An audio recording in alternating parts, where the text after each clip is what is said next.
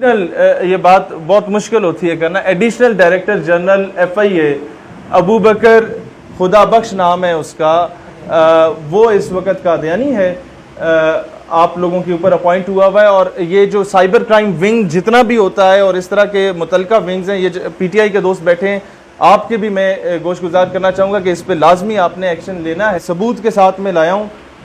ممتاز قادری شہید رحمۃ اللہ علیہ کے مزار سے تھوڑے سے فاصلے پہ قادیانیوں نے 33 کنال 7 مرلے پر مشتمل زمین خریدی ہے, جس پر وہ اسلام آباد میں اپنا مرکز بنائیں گے. سارے وہ ان کے جو ایگریمنٹ سائن ہوئے ہیں وہ اس میں ہیں, اور اس مرکز میں بیٹھ کے کیا پاکستان کی آئیڈیالوجی کے بارے میں بات کی جائے گی, کس طریقے سے وہ ہمارے تعلیمی نصاب پہ آ کے چیزیں امینڈ کرنے کی کوشش کریں گے. آج کی ہی آپ کی نیوز پیپرز کی کٹنگز میں ہے کہ article number 295C and 295A and 298 should be excluded from the Constitution of Pakistan. یہ امریکہ کی جو ریکویسٹ آپ لوگوں کے لیے, ریکویسٹ تو نہیں, وہ آرڈر ہے, اور ڈائریکٹلی اور انڈائریکٹلی اس آرڈر کو وہ اوبے کرنے کی پوری کوشش کریں گے.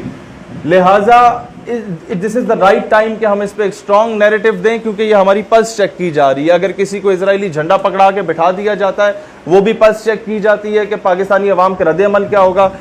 کوئی حلف نامے میں ترمیم ہوتی ہے تو وہ کوئی اتنی بڑی وہ سازش سے زیادہ آپ کی پلس چیک کی جاتی ہے, کیونکہ اگر آپ کی پلس چیک کرنے میں اگر کمی ہو گئی, آپ نے مؤثر جواب نہ دیا, تو وہ پورا قانون سرے سے خراب کر سکتے ہیں.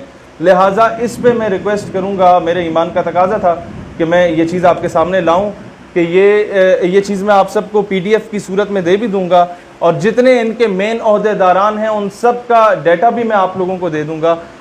اس پہ آپ سب نے ہمارا ساتھ دینا ہے کہ یہ چیز اسلام آباد میں نہ بننے پائے. تو اللہ تعالیٰ دین اسلام اور وطن عزیز پاکستان کا حامی و ناصر